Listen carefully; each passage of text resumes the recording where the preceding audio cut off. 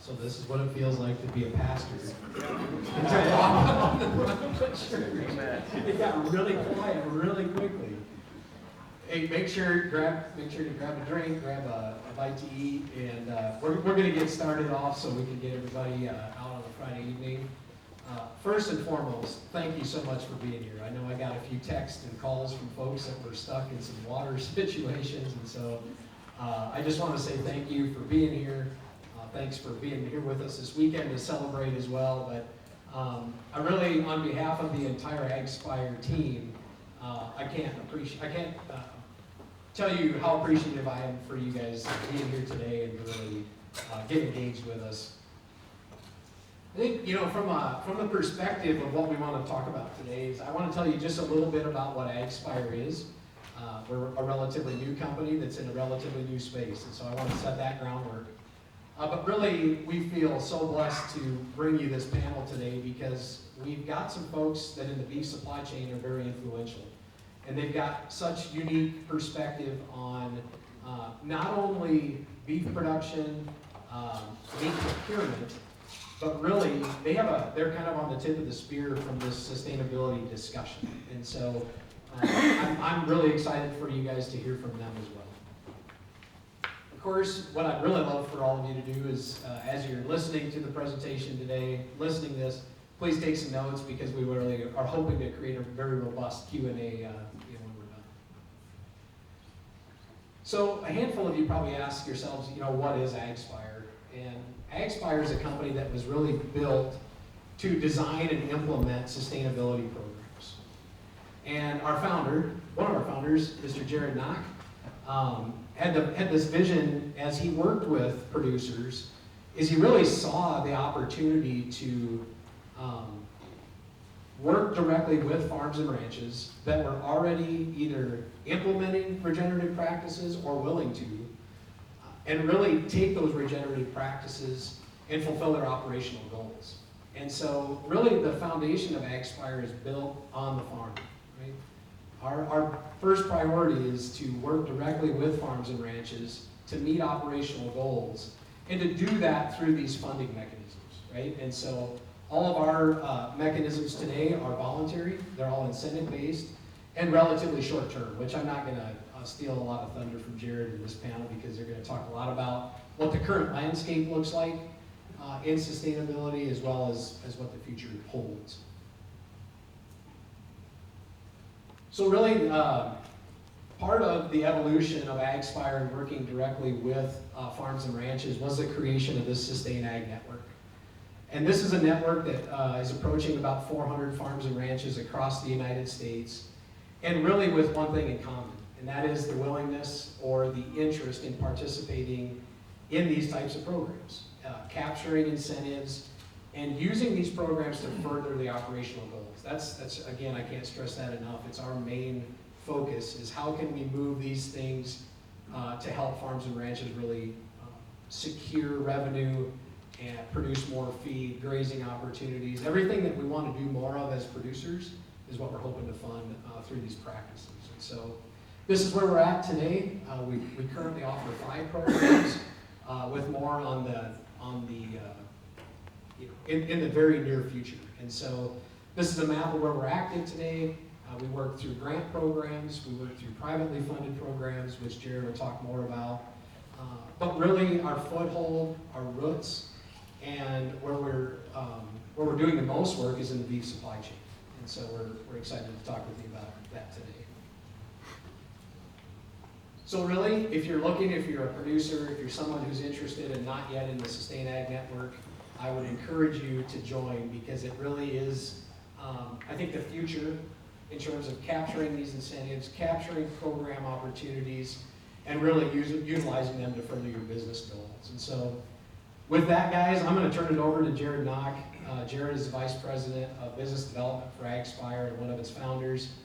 He knows about as much about this space as anyone that I've met, and I'm going to let him introduce his panel to you too, because I think it's going to blow your mind. I think what the knowledge in the room is, and the opportunity to hear from these folks. So with that, I'd like to give a warm welcome to Jared Knott.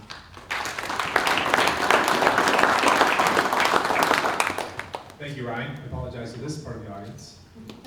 Trust me, I'm here. I won't give too big of a monologue, although everyone's expecting it. But I will give a short introduction to those in the room that don't know me, and then I give a personal reason of why sustainability in agriculture, especially beef production, is personally important to me, and then I would offer everybody else a chance to do so too, their professional role, and why this topic is important enough to travel here to speak with you today. So I farm and ranch in eastern South Dakota, about 2 hours northwest of here. Cattle, sheep, and hogs, diversified crop rotation. Been involved in ag business and ag retail alongside that for a lot of years.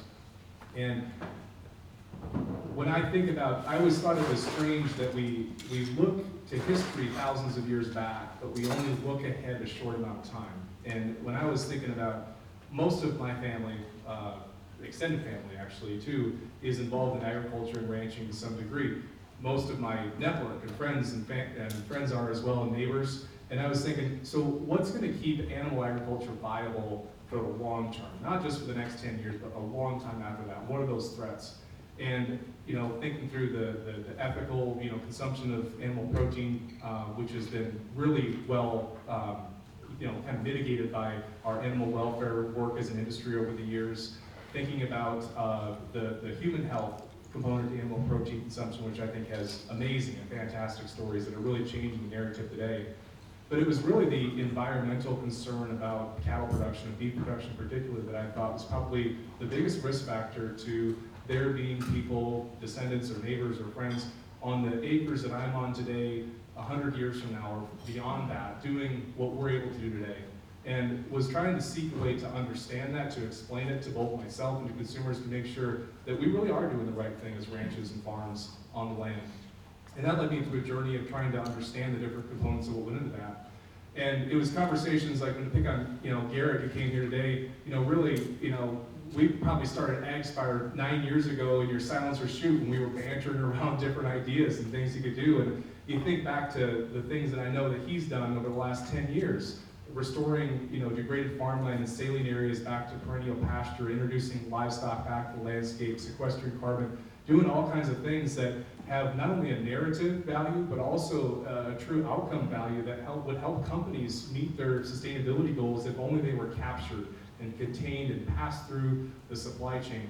And so it was conversations I was having like that long before AgSpire started that really got a few of us to get together and say, maybe we could take this one step further. So that's kind of my introduction, my personal background, and the why of why this is important enough for me to come and join you on the panel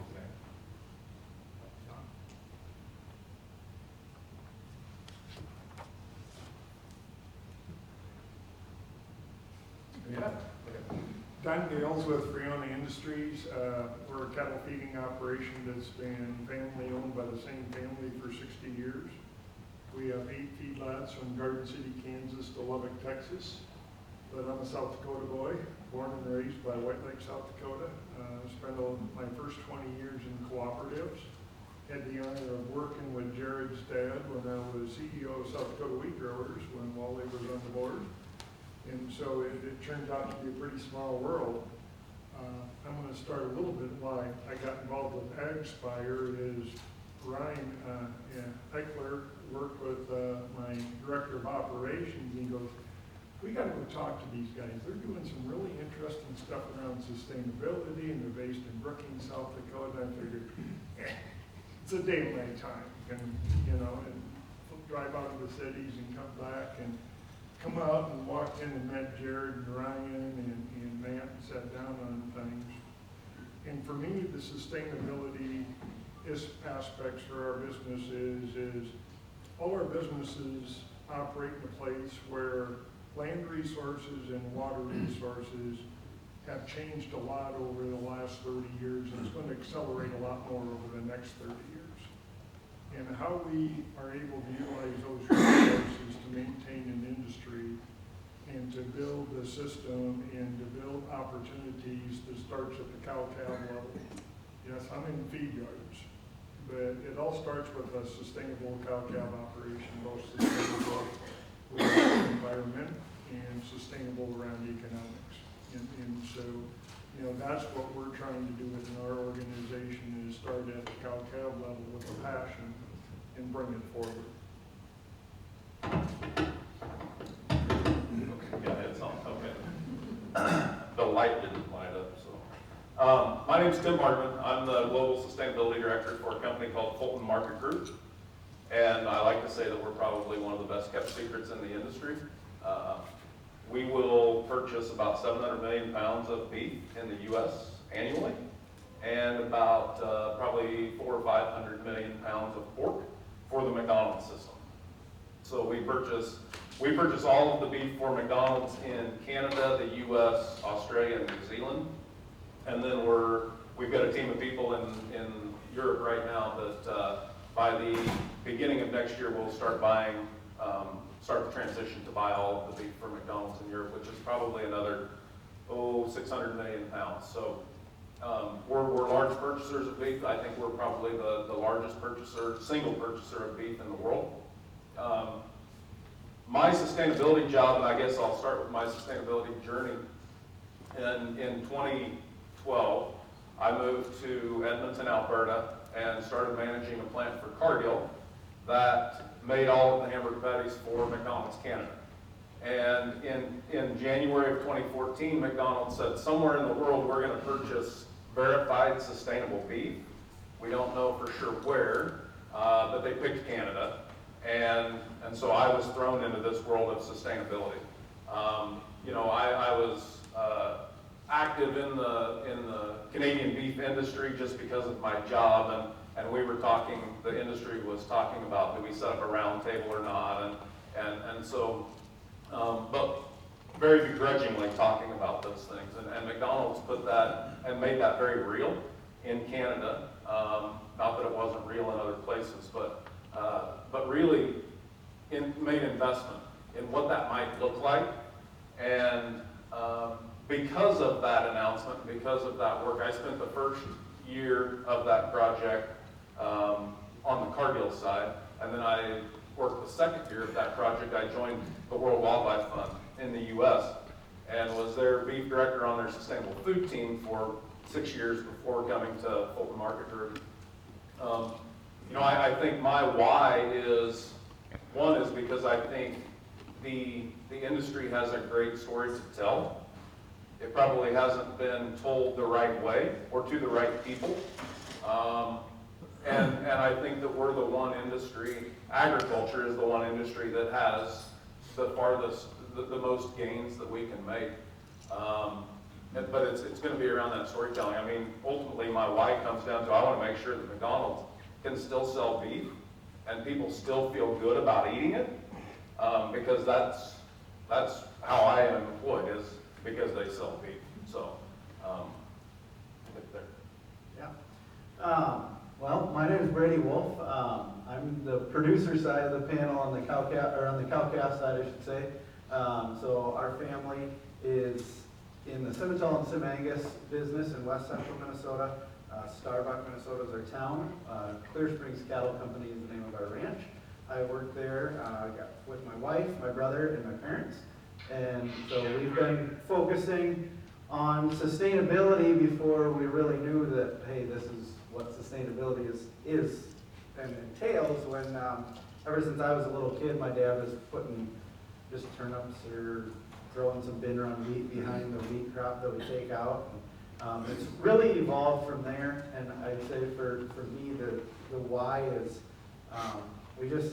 we seem to have to learn how to do more with the acres that we have, especially in our area. Acres aren't easy to come by for cattle, and whether it's people buying up land for hunting or government land that is we still have access to, but not regular access to. So we just kind of had to learn, how do we manage our grasslands, how do we manage our croplands to maximize the grazing, make And then we learn more and more about what that does for the soil health, what that does for our water infiltration, and then have really seen the benefits and how that has made our operation more environmentally sustainable, which then in turn has helped us be more financially sustainable by saving on inputs such as fertilizer and chemical. Thank you all. So I want to talk a little bit about, now we've talked about what's personally important to us, maybe about how this space has evolved, because talking about sustainability is really not new. In fact, we've been telling our story in agriculture for quite a long time. We've gotten rather good at it, and a lot of our organizations have helped with that and getting the narrative out there. What hasn't progressed along nearly as much is quantifying that outcome and being able to offer, science-based, estimates and quantification of what that outcome is. Don and Tim, can you talk a little bit about how that has changed over the years, especially maybe, Tim, you want to start, how that's changed over the years since you've been involved in this point, into more, including more metrics into the narrative? Yeah, I think it's evolved because of the consumer. We've got, and that's a pretty broad term, right? Everybody's a consumer, but I think it's changed in what the expectations are, and I will say the lack of knowledge by consumers. If you look at the average consumer, they're however many generations removed from how food is produced and from food production. And I think we've got, I'll say young people, but I think people just want to know more about how their food is produced. And so that puts a little bit more pressure on us. I think that there's, especially in the U.S., everywhere, a lack of trust. A lack of who you trust and what you trust and where you get your sources of information from and things. And so from the data collection side, I think it's trust but verify. I think that's what our general consumer is asking for, is that verification. Now, from a McDonald's standpoint, our customer, our only customer, their biggest sustainability goal right now is around climate. It drives me a little bit nuts that has, that's become very singularly focused on just carbon and carbon emissions removals and things like that. But it's, what I tell McDonald's is, we have to deliver carbon, we have to measure that, we have to have, some rigor behind those measurements, but that's not the story. And so what are the other things? And so we talk about producer livelihoods and community, building vibrant communities and keeping vibrant rural communities, and things like water and biodiversity that might be, water is probably easier to measure, biodiversity might be tougher to measure from setting a particular metric. But it's how do we build that story? How does McDonald's build that story? We have to deliver carbon to the board and to the shareholders. I don't think when I'm driving through McDonald's, grabbing my quarter pounder, I'm not thinking about carbon emissions in that burger, right? Well, I am, but probably and only because that's all I think about. But I don't think their general consumer is. And so, when people say consumers' minds are shifting and their demands are shifting, I think it's boards, shareholders. But then I think we want to give people the right to eat beef and remove some of the guilt that other organizations are trying to drive into eating beef.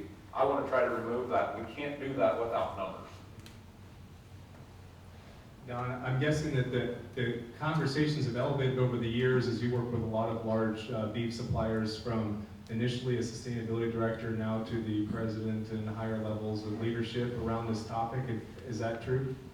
It is. For us, most of our cattle are harvested with cargill.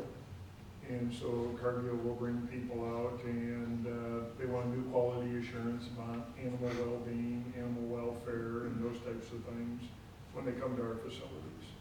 And sustainability is coming a lot more into those conversations. Everyone today is measuring carbon, and there's a lot of goals around carbon. They want to address sustainability and animal well-being, harder to measure true sustainability and getting things done. I'm a firm believer the shareholders are driving carbon reduction. The consumers want sustainable animal welfare and animal well-being, in their products. Those are the things that, you know, when you look at the consumer side. And it has, Jared, for us as we're chatting with those folks, what they're asking us for today is, okay, this is fine, you have the animal for 200 days. What's happening for the life cycle going backwards? And so, you know, for us, that has been the process of how do we work backwards, starting at the cow-calf, through the stocker, through the wheat pasture, clear through the cycle, to try and truly come up with metrics around sustainability that are going to resonate, that's measurable, that people can understand. Beef is the best regenerative ag there is.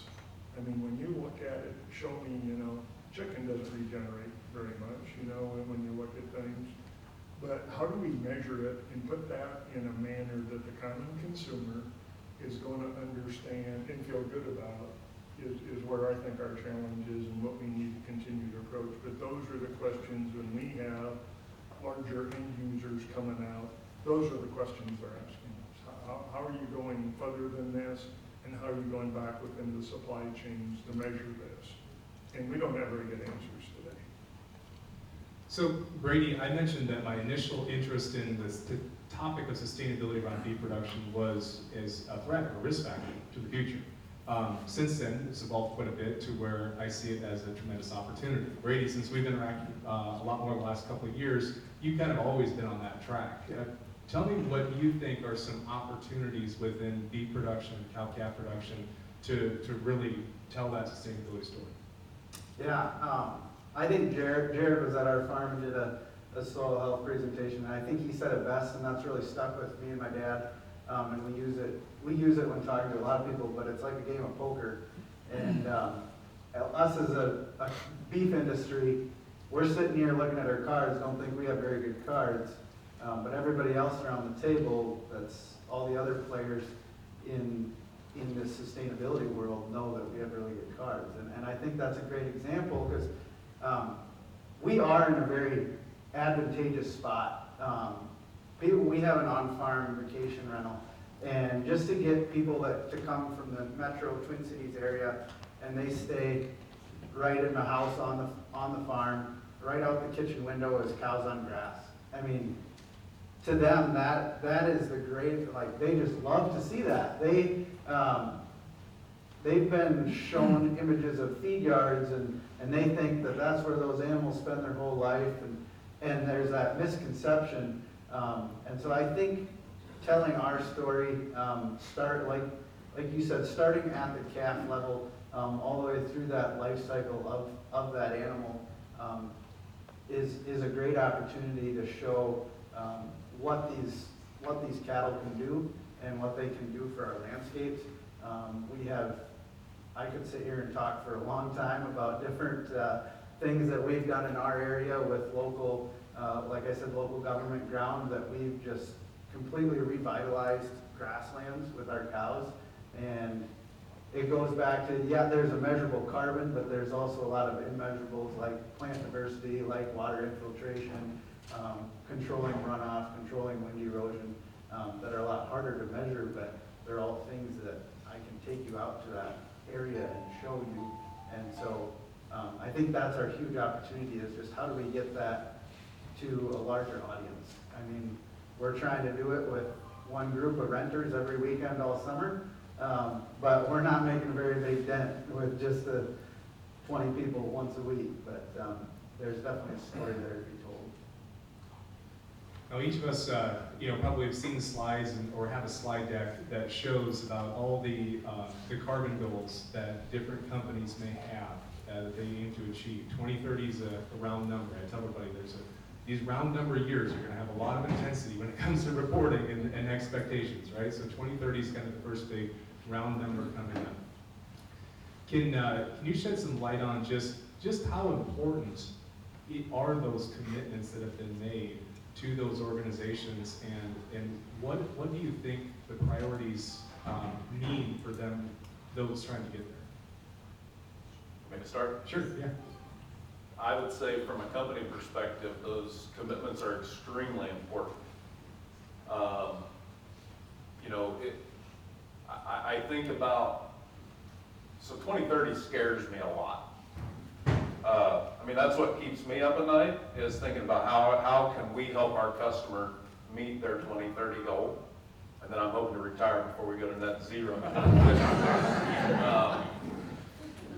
hoping I have the chance to retire and the 2030 doesn't kill me.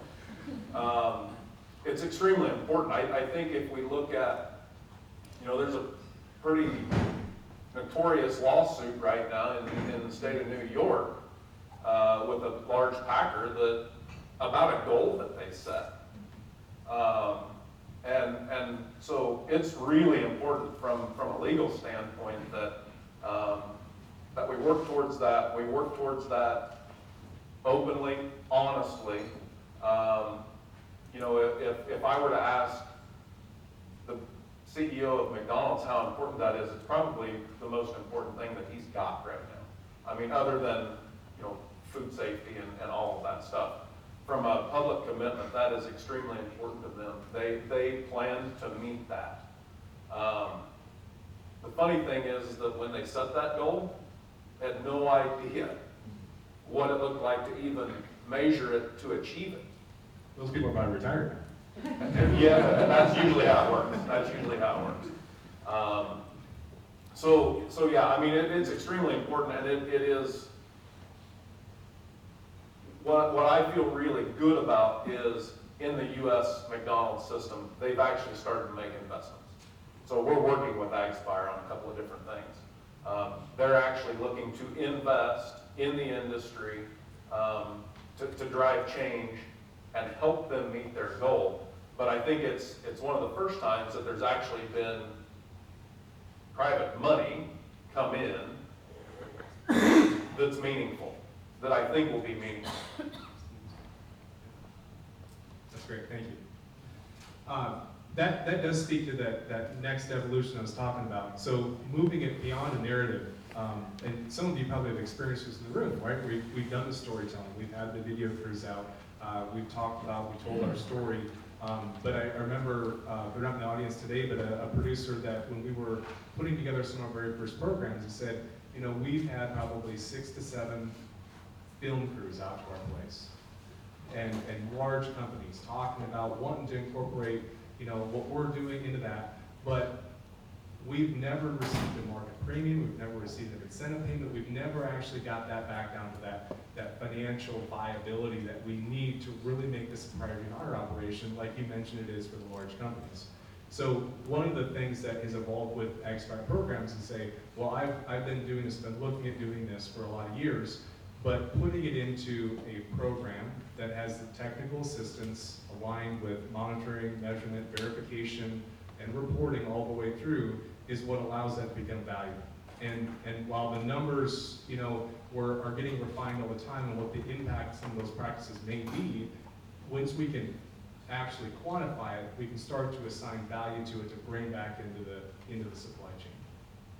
So let's talk about tactically, Tim, you kind of broached on a little bit about how you're getting involved in some incentive-based programs, but for each of you on the panel, talk about tactically, what are some things that you're doing today that you weren't doing 2 years ago or 3 years ago that show that on-the-ground connection and impact, and what does that program or that approach look like? Well, we're doing 2 things. Number one, we are working with Cargill and AgSpire, and we started a pilot program at the CalCab level with 15 producers, ranging in size and geography. We source cattle from a lot of different regions, so you got to go to those regions to help identify and understand what the opportunities are in those regions. And we're starting with those this year to help them go through the whole process of building a baseline, to develop the MMRDs, and then to actually work for monetization of that going through to the end user. Cargill does have entities that have came to them and that are working through the system where they do want to start working on their Scope 3 emissions, which needs to be insets coming through that beef supply chain to get things done. We also own and operate an ethanol plant in Hereford, Texas. and all that co-product goes to our own cattle. So we went to 19 communities in the Midwest, and we're doing carbon scoring this year on 40,000 acres of corn. And so when you look at the difference of farming practices between no-till, between cover crops, and types of manure for fertilizer and everything else, so we're going to be carbon scoring that much grain that's going to affect the carbon score all the way through right down to the feed that's going into the animals. So our goal over the next 3 years is to develop a avenue from birth to box in order to build the chain. The challenge is always to get it to scale. Everyone comes in and that's great, well, we're starting with this much. The goal is to understand by geography what are going to be the levers that we get to pull by geography in order to help to go from that. And AgSpire's our boots on the ground. There's one just thing that's a little bit off your topic. I sat in with a lot of people that were making the goals and talking at 10,000 feet. None of them ever talked about what needed to be done at ground zero to start the action to truly get it to happen. And that was the thing that I, as part of the production system, was very discouraged about, is people were setting these goals with good intentions, but never thought about what's it going to take to make it happen, to truly get that to be realistic at ground zero, the people that are sitting in this room. And that was one thing that I was really surprised about. No, I would say, you know, what we're doing different today than we were 2 or 3 years ago. I've only been with FMG for 3.5 years, and the company will be 7 years old this October. So we're a fairly new company. So what we've done is built a team. And that's an internal team that's helping our customer build their team. And then it's reaching out because, you know, when I say we've built our team, we just hired our 3rd person to work in sustainability. She started 2 weeks ago. And so it's not a very big team, and we're a long ways away from where production actually happens, right? We're buying trimmings from the packers, from dead cattle. So we need to work on the live animal, right? Work at that phase of production. And so building that team with folks like AgSpire that have that experience and have those relationships, I think the biggest thing that we've realized is that we can't do this without partnerships. And partnerships to get us closer to you all, partnerships to help bear some of the cost and some of the burden, and then partnerships with hopefully the boards and the investors that give us a little bit of runway here, because we're trying to figure this out as we go. So Brady, you've been involved in, I know, several programs in the past in your farm that would cost share some of the things you're doing, did a lot of it without any incentives or cost share as well. And I know you're a new participant and not all the way through your first year, so you're in a program called Grass is Greener, which is a partnership with South Dakota State University that we're implementing. Just from your brief exposure so far, what's different about this kind of a program than any other programs you've been in the past? Yeah, I think the one that stood out for me is how simple it is. That was a big part that drove me to AgSpire, and what I was excited about is there's probably a lot of paperwork on your end, but on my end there's not much, and that's the way I like it. So that was a big selling point for me, and that's what I saw that was different, but as well as I felt like it was really tailored more towards our operation. We're taking advantage of the native grass reseeding on one of our calving pastures that gets used heavy in the spring, and then we get off of there and let it rest. So we wanted to get some native grasses established to get better growth out of that pasture later on in the summer. And so something like that is a lot harder to pull the trigger on when you're just staring down the barrel of a native grass seeding bill that's pretty high. But when you can partner with somebody like AgSpire to help cover that, it kind of gives you the nudge you need, and it's going to help our grassland and our soil to do that. And then also it tied in well with our cover crops. But then it was the first ever program I saw that tied in the actual premiums on your beef cattle. Unfortunately, we don't qualify on all our calves since we're selling a lot of bulls and keeping a lot of replacement heifers.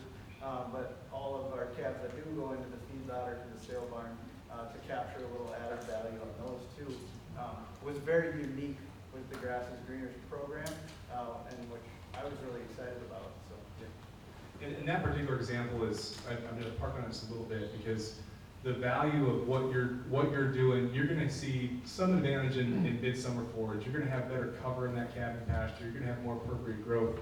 But we're going to take that calving pasture, which is probably predominantly cool season introduced grasses, right? A lot of growing grass, Kentucky blue. You're probably too far east for crested, but some of those things. And we're gonna interseed that, manage it according to grazing, and try and get a C4 warm season grass established. I'm sure big blue stem, ATM grass, switchgrass in that mix.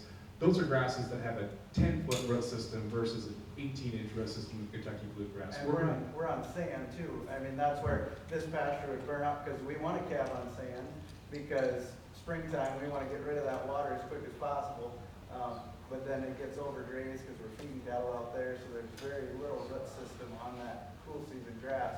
And so to get some warm season grasses established out there, and like you said, get some deep root systems in that sand is going to be huge. We're gonna, yes, sorry. Brady, we lost your mic down. If you will, Brady, can share your mic. Thank you. So when we do that, we're going to increase that root zone, that growth layer of the soil from 18 inches down to 8 foot. We're going to take the root exudates coming from that root system and drive carbon down further and deeper in the soil structure, which is going to feed future growth. And ultimately, that's the carbon sequestration potential that we're going to quantify and measure with soil testing and other kind of innovative technologies to help McDonald's all the way through the supply chain say, this is an example of how exactly an individual producer in an individual spot is taking and sequestering carbon in the ground. We're going to use that against the overall LCA that McDonald's has for what they have for an impact on beef and allow them to hit their targets, right, in a very particular granular manner. And we're going to repeat that with that one individual program over the next 5 years for up to 250 to 300 different ranches in the upper Midwest and Southeast. Okay, I can't talk too much, so then I forget what the next questions are supposed to be. So when we talked about, okay, the very high level and down a little bit tactically of what we're doing on an on-the-ground basis, and we got time for just I'm going to ask maybe one more question here, and then we want to open up for the crowd, so we have time for that. But do you have an example of a time where, Brady hit on it a little bit, and maybe if somebody else wants to interject, of just how when the sustainability narrative coupled with the evolution into quantification has really been delivered in an impactful manner to someone either within or outside of agriculture to really open someone's eyes and change their way of thinking about how the beef industry is perceived. Anybody wants to go on there? Brady, you did a good job of that. If you get anything to elaborate on that there on some of those specifics, but we were just talking before that hopefully some of those conversations lead to more individual beef consumption. Yeah, I'll just share a story that we were having off to the side before we started, but with our vacation rental, it's fun to we do farm tours, so you get to have a good conversation with the renters, and we talked, I was sitting down with a couple of young couples, and talking about what we do in our operation, and then how the way we farm sequesters carbon, and I was like, God, I don't have the physical numbers, hopefully Expire can get them for us eventually, but it was like our cattle are sequestering way more carbon than they are ever putting out, and their jaws just about hit the floor, because they were like, that is not what we hear, that is not the story we've been told, and so they were like, you need to get that out more, so that way people know that, hey, these beef cattle are not these big carbon emitters that everybody claims them to be. They're actually helping put it into the soil and sequester carbon.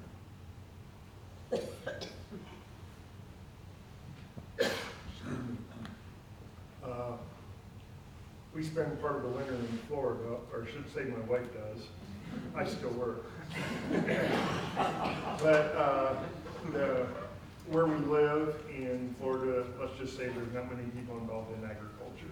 It's Snowbirdville and everything else, but mainly from northeastern United States, let's put it that way.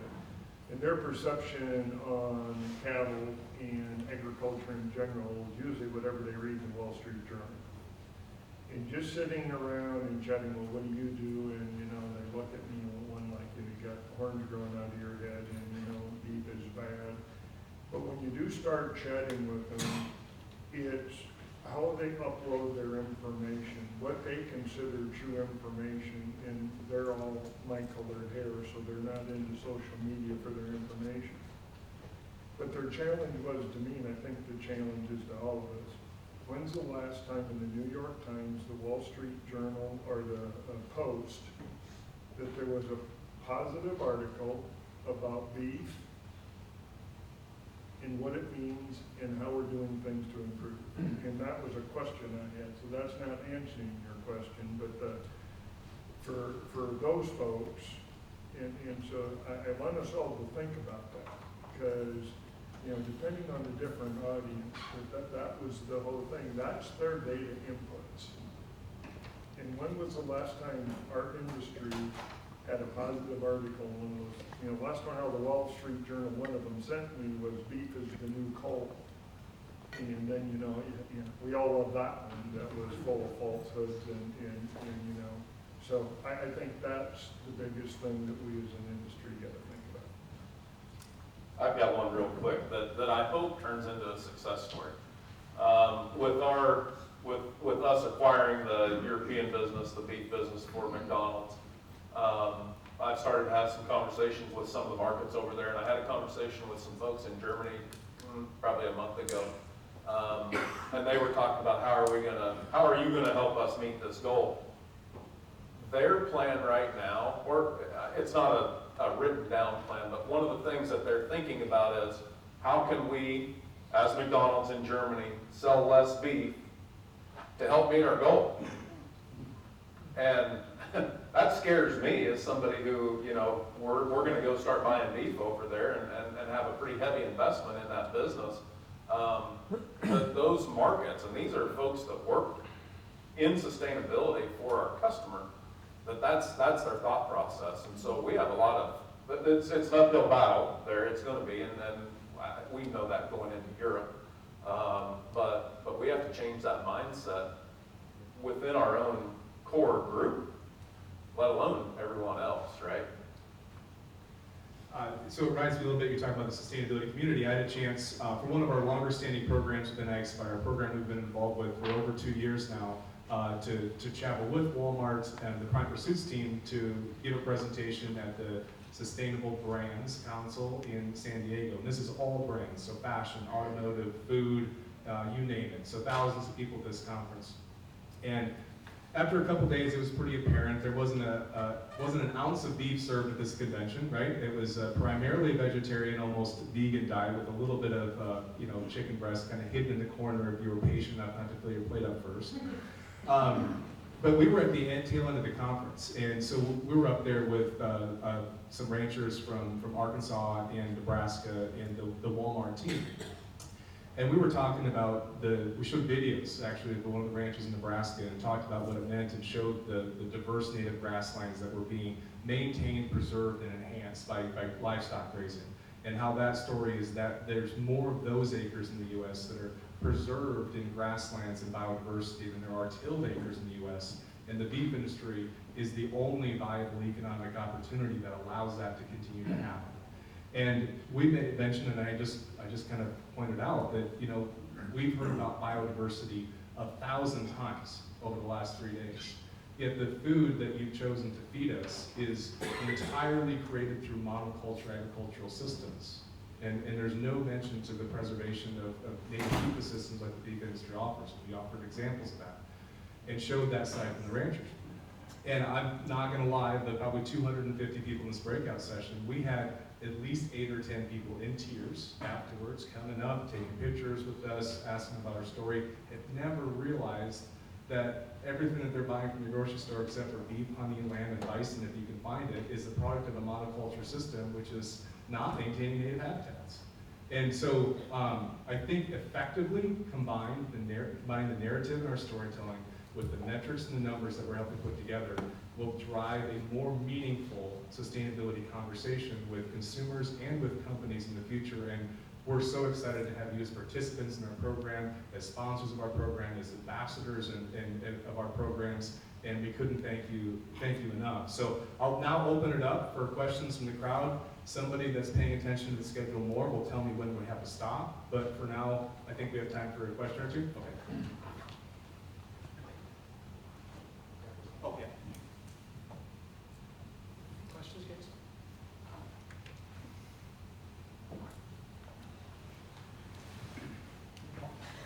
I'm going to embarrass my wife here right now. Oh, no problem. Thank you. I'm Mike Frickty. We are a generational crop and cow-calf in eastern South Dakota and southwestern Minnesota. I think it's easy for us as producers to understand how the cow-calf thing can work really well with the carbon sequestration and soil resiliency and all that. But as a producer, and maybe Jared or maybe the gentleman from Australia here could better explain to me, how do we as beef producers solve the problem with the methane component that the cattle industry has to deal with? I mean, we know the differences between those two chemicals, carbon dioxide and methane, and the resiliency of the methane. But I think from the consumer standpoint, maybe that's a question there that I don't know if we're addressing or answering really well. Thoughts?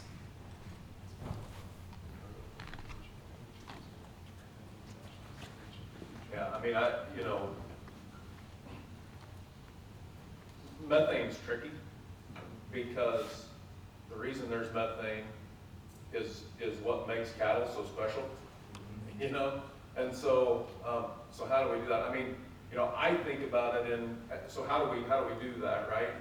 If we look at LCAs from beef production, about 75% of the emissions, they're not all enteric methane emissions, but about 75% of that comes from the grazing animal, which the majority of that is going to be methane, let's just be honest.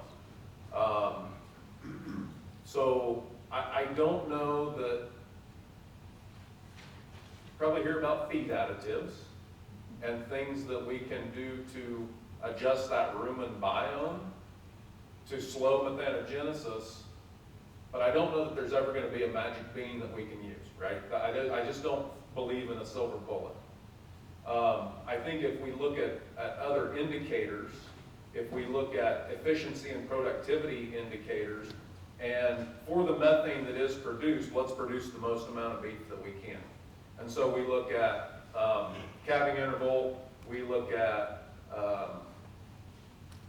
just your percent weight weaned versus your cow, all of those different things.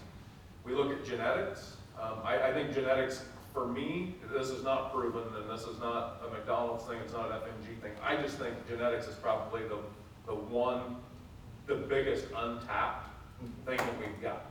We just have to figure out how do we quantify some of this stuff. So I think if we look at, let's stop methane production in the rumen, we're going to lose that battle.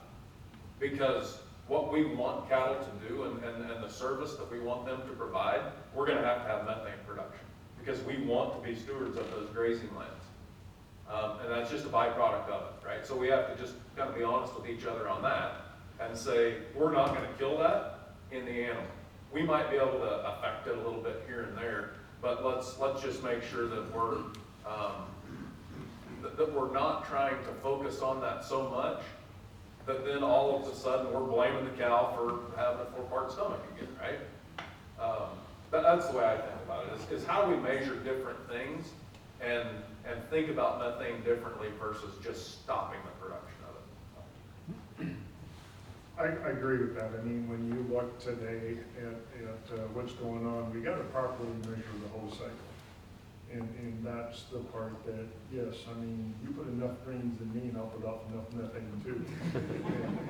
and so let's think about that. The genetics by far, and everything we see, we have data on over 12 million head of harvested animals.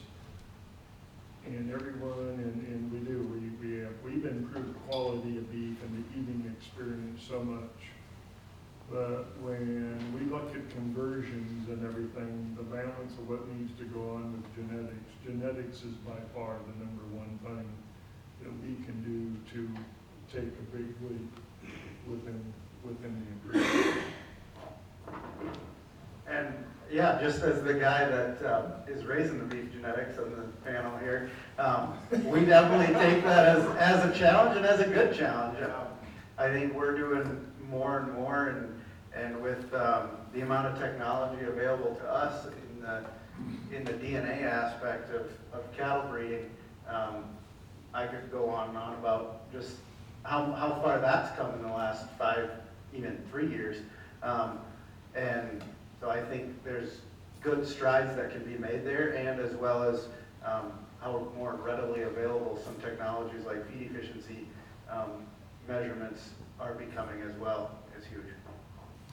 And I'll talk about a few tactical things that AgSpire is working with today. So we have our Ranching for the Future program, which is, I mentioned a soil-based program, but this is really a herd improvement program. This is dialing in on anything from health, genetics, to reproductive management, and saying, back to what you said before, is how do we produce the most pounds of beef for the least amount of methane? How do we get better on a ranch level? How do we use that data management? We've got our partners from AgWeb in the audience that are helping us with that data capture to help make those improvements. Dr. Christina Porter is here, who's been working with a lot of those ranches in that pilot program to say it's not just about soil farming, there's also functional improvements that can count as qualified reductions that help to make those companies meet their goals. And the other is a partnership, and this is the longer look.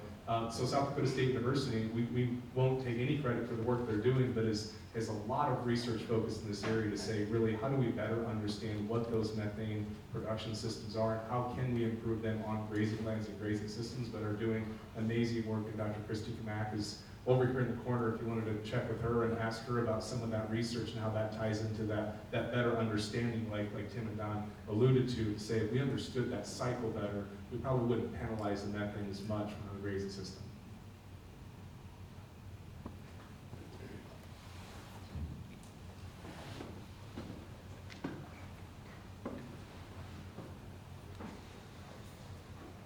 Yeah, I'm curious as a cow-calf producer that also feeds cattle, I'm curious, is corporate America prepared to pass the monetary rewards down to the cow-calf operating level? You know, I remember the agent source deal. There was a premium for that, for putting the buttons in the ears, doing all of that. As a cow-calf producer, I got a benefit out of that. As a feeder, I got a benefit out of that. I appreciate AgSpire because they're reaching down to the cow-calf level with this. But I'm curious, we're helping you meet the McDonald's goals, the Walmart goals, everybody else's goals. Is there going to be a monetary reward that's going to continue to the cow-calf operator to do what we are already doing? I mean, I'd gladly do these things, but if you're going to put some monetary reward on it, I'll do it much more frequently, and I'll enhance what I'm doing. But I know you guys all have to meet targets. And I know that we as producers need to reach targets too, but corporate America has to be prepared to pay that price.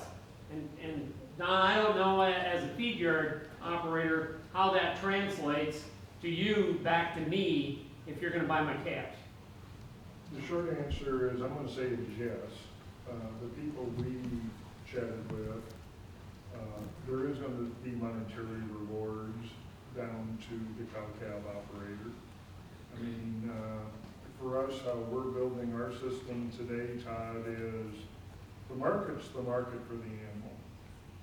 But if that animal comes with X score attached to that EID, that's going to follow that clear through to my production system. I'm going to pay you the base price for the animal, whatever the market is, plus the premium that's with it due to your Garmin score is X, so you're going to get market plus whatever at the cow-calf level. That's going to carry through, and I'm going to get reimbursed for it when that animal goes to get harvested and goes on through the system.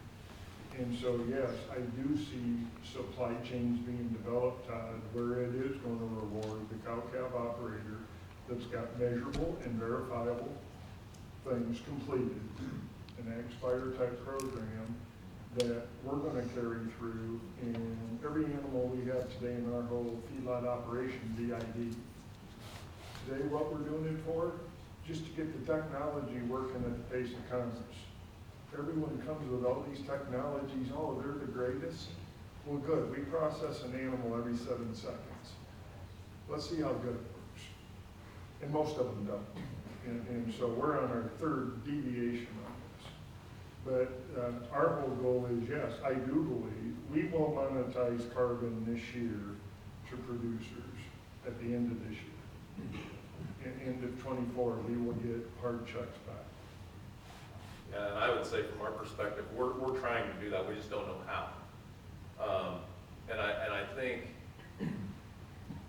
it's what system can we build to incentivize in the right places at the right time. It's difficult for a system like FMG or McDonald's to incentivize the cow-calf producer because we don't buy cattle. You know, so if we're talking about, if we need to break this down on a cost per pound of weaning or a dollars per head at slaughter, whatever it is, it's really difficult because we don't buy cattle. So how do we incentivize that?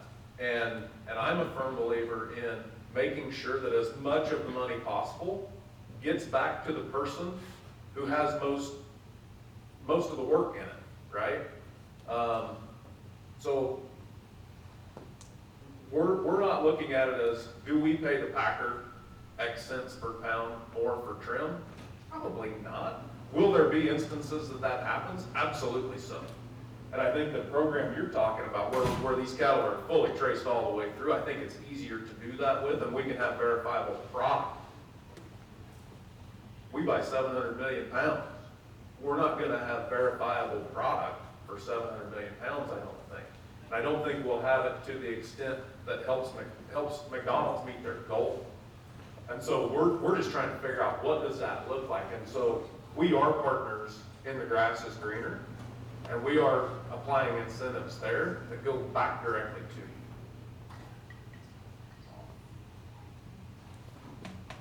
you. This is probably a pointless question, but how much of this is being driven by, you know, we've got corporate there and, you know, great panel.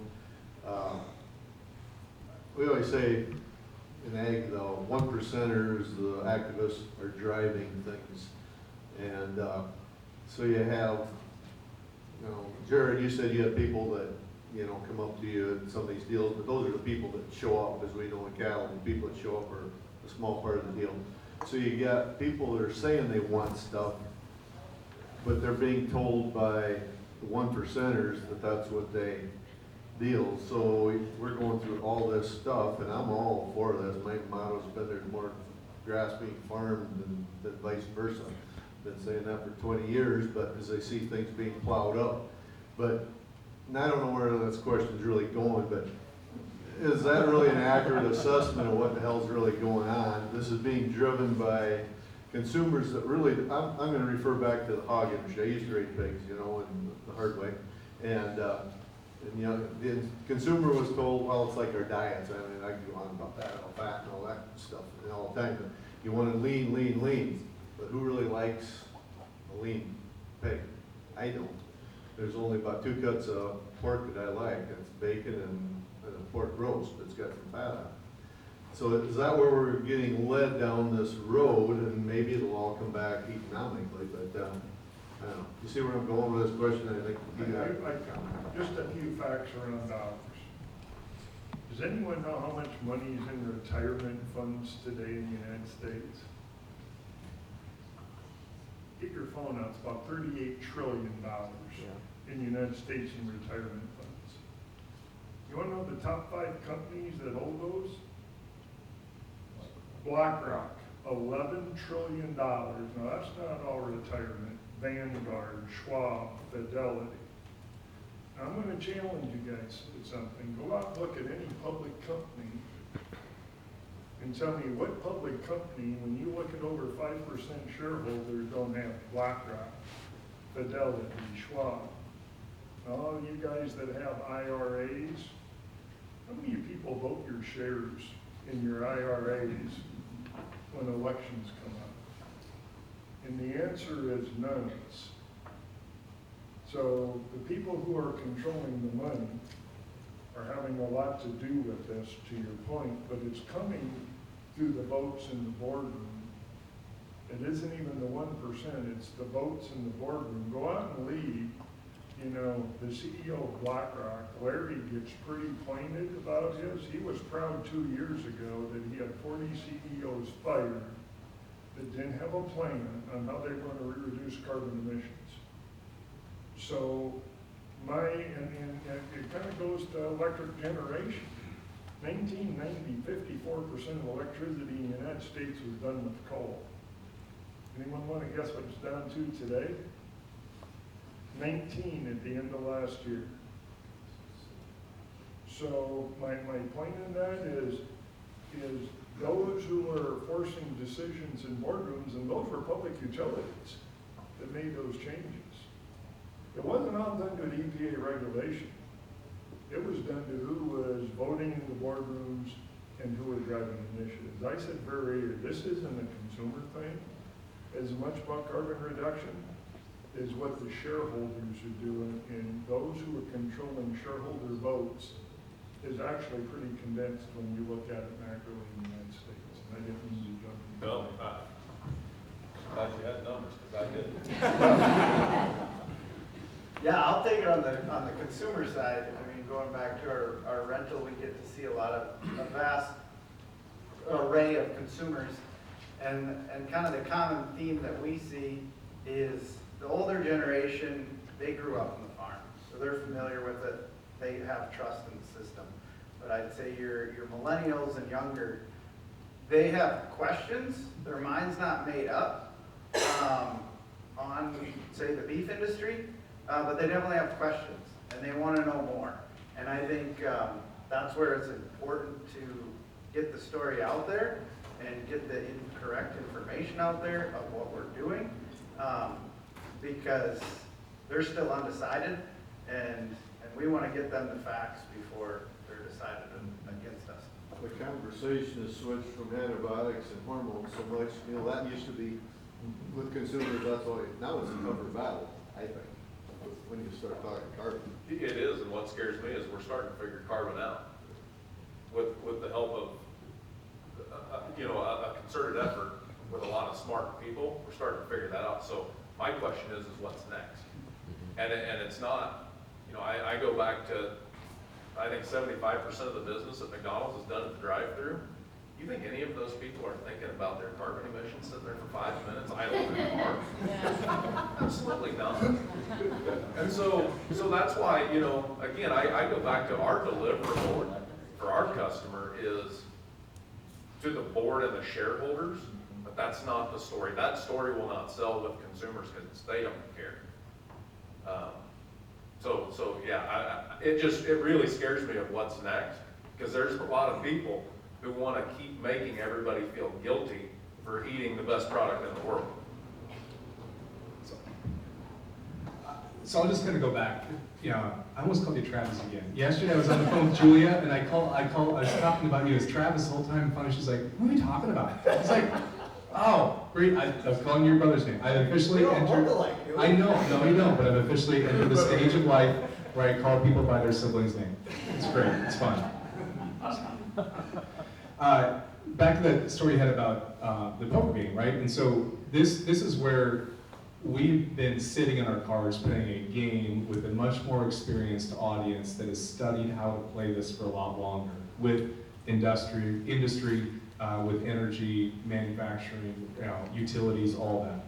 And so anybody that's got a chunk of that EPA pie graph on where emissions come from is sitting at this round table playing this card game. We have largely not looked at our cards. We have not learned to play the game. We have not been paying attention. We didn't want to play. We got invited by a friend and they drug us there, and they're driving and we can't leave, so we're here. And Everybody knows what their cards hold and ours, and we are only recently paying the ante to actually play the game. Everybody else, you think oil companies have a real good strategy figured out on how they're gonna, sequester carbon or make reductions? They make emissions as a secondary product to their product. Those opportunities are found in land management and agriculture. There is opportunities to make a large difference, like Tim had said, Don mentioned. And so we're just now peeling back the onion a layer at a time and trying to figure out how exactly we connect that to the farm and ranch level and provide those benefits, not only quantify them, but actually keep them in the food supply chain, keep them with our products, so that we don't get left as agriculture with all of our carbon credits stripped out, bought up by an oil company or a technology company, and then left with nothing to show for how we represent our actual products. Because what we're talking about, the incentive programs and even carbon in general, is never going to be the driving factor on land use and agriculture production. It's always going to be an accessory, potential incentive. The real goal is to how do we bolster our products really, really well for the long-term future to make sure that those shareholders and companies and everybody continues to purchase them in a big way.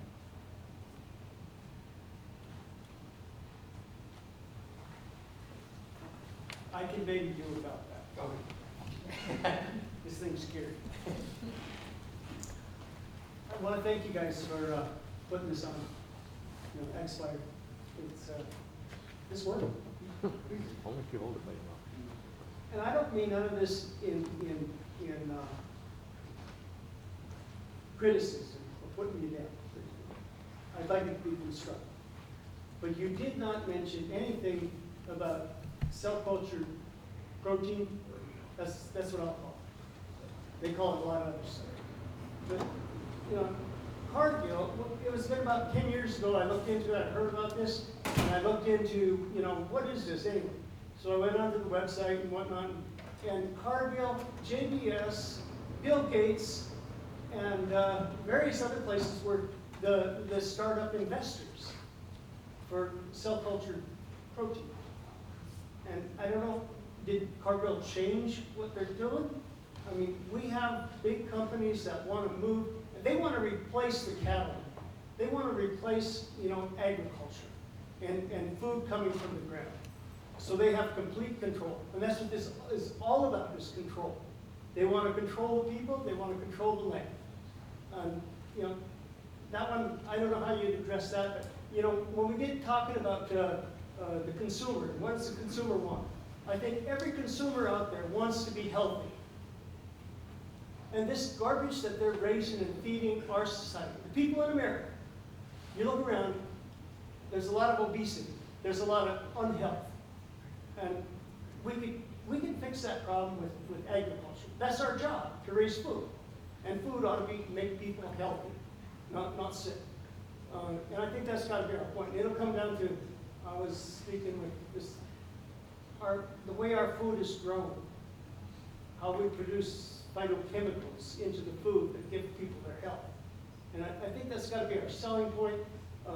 When we talk to people, we want to make them, we're farmers that would like to raise good food that will make people healthy instead of sick. And our government is totally against this. Well, I would say that, there's a limited number of topics that we can get to in about an hour. I would say that we, just to speak for everybody here, to say that I think that as a group we're all very aligned with the fact that we 100% are working day in, day out to keep beef, real beef, at the center of the plate.